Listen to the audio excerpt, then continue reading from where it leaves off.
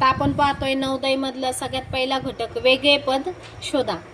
म्हणजे 3 आकृती सारखे असणारे आणि त्यापैकी एक आकृती ही वेगळी असणारे. आपण सगळ्यात पहिले प्रश्न पहिला बघूया. प्रश्न पहिला ज्यावेळेस पाहता तुम्ही त्यावेळेस लक्ष द्यायचं. ज्यावेळेस आकृती समजत नाही त्यावेळेस निश्चित तिथं डावा आणि उजवा असतो हे लक्षात ठेवायचं. आता डावा आणि उजवायचं क्रायटेरिया लावून आपण बघूया. बघा इथं जर बघितलं तर हा हात वर गेलेला उजव्या बाजूला, डाव्या बाजूला हा समजूया पाय. तसंच इकडं उजव्या बाजूला गेलाय, मग उजव्या बाजूला हात आहे, डाव्या बाजूला पाय.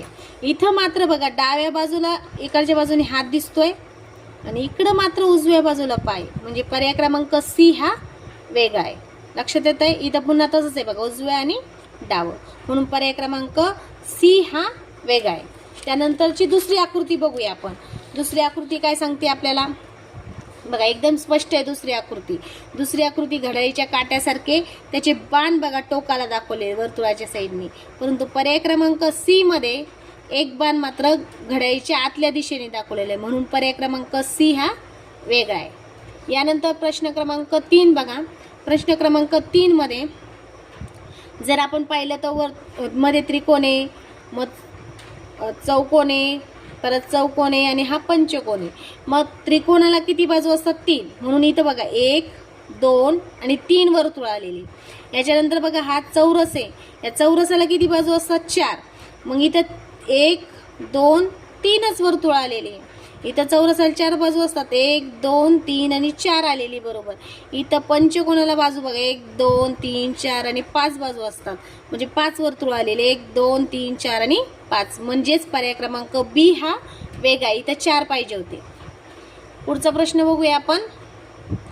पुढचा प्रश्न छान आहे बघा. पुढच्या प्रश्नामध्ये जर बघितलं तुम्ही रेषांची संख्या बघा, ही एक रेषे 2, 3, 4 रेषा.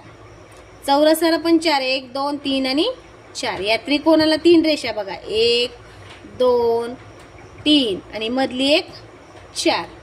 परंतु इथं जर बघितलं आपण 1, 2, 3, 4 आणि 5, म्हणून पर्याय क्रमांक डी हा वेगळा आहे. त्याच्यानंतर पुढची आकृती जर बघितली तर आता इथं सुद्धा आपण लक्षात द्यायचं की डावा आणि उजवा बघायचा आहे. बघा उजव्या बाजूला इथं छोटीशी रेषे, इथंही उजव्या बाजूला छोटीशी रेषे. इथं जर पाहिलं तर इकडच्या बाजूने डाव्या बाजूला रेषा आलेली बघा, आणि जर उलट करून पाहिलं तर ही सुद्धा उजव्या बाजूला, म्हणून पर्याय क्रमांक सी हा वेगळा आहे. त्यानंतर पुढचा प्रश्न बघूया आपण.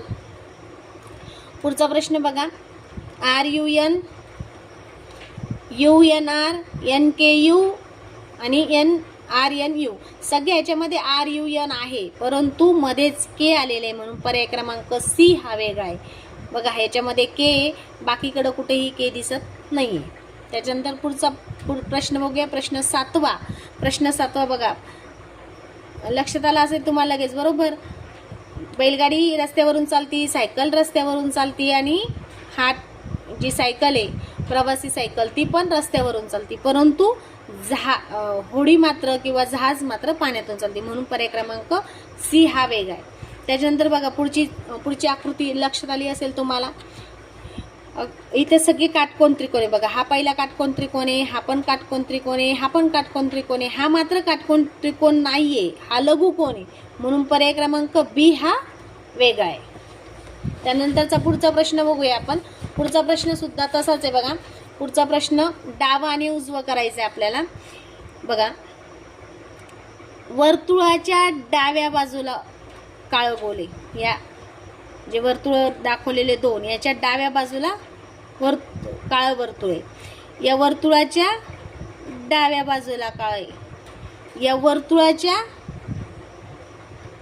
सांगा ना, वर्तुळाच्या बघा आता इकडे जर बघितलं आपण या वर्तुळाच्या डाव्या बाजूला, तर असंच जर केलं आपण फिरवलं पुन्हा या वर्तुळाच्या डाव्या बाजूला, परत या वर्तुळाच्या पण डाव्या बाजूला, पण या वर्तुळाचा जो शेवटचा वर्तुळ आहे या वर्तुळाच्या उजव्या बाजूला काय गोल आहे, म्हणून पर्याय क्रमांक डी हा वेगळा आहे. त्याच्यानंतर पुढची आकृती जर लक्षपूर्वक बघितली लगेच लक्षात येईल बघा. एकात एक गोल आहे ना, म्हणजे पर्याय क्रमांक डी हा वेगळा आहे. सगळे गोल एकत्र दिलेले बघा. याच्यामध्ये मात्र हे 2च आहे, याच्यातही 2च आहे आणि याच्यातही 2च आहे. त्यानंतरची पुढची आकृती बघूया आपण. पुढची आकृती जर बघितली तर डावा आणि उजवं. बघा वरची खालची साखळीमध्ये वरची साखळी टाकलेली, बरोबर आहे. कोणत्या बाजून टाकलेली? डाव्या बाजूने. इकडून पाहिलं तर ही उजव्या बाजून टाकलेली, ही पण पाहिलं तर ही उजव्या बाजून टाकलेली, ही पण उजव्या बाजून टाकलेली, म्हणजे ही डाव्या बाजून टाकलेली, सॉरी ही उजव्या बाजून टाकलेली, बाकी सगळ्या डाव्या बाजून टाकले, म्हणून पर्याय क्रमांक ए ही वेगळी आहे. त्यानंतर बघा पुढचा प्रश्न. चौरसामध्ये चौरस आहे, त्रिकोणामध्ये त्रिकोण आहे, त्रिकोणामध्ये त्रिकोण आहे, पण इथं वर्तुळामध्ये त्रिकोण आहे, म्हणून पर्याय क्रमांक डी हा वेगळा आहे. त्यानंतर बघा पुढचा प्रश्न.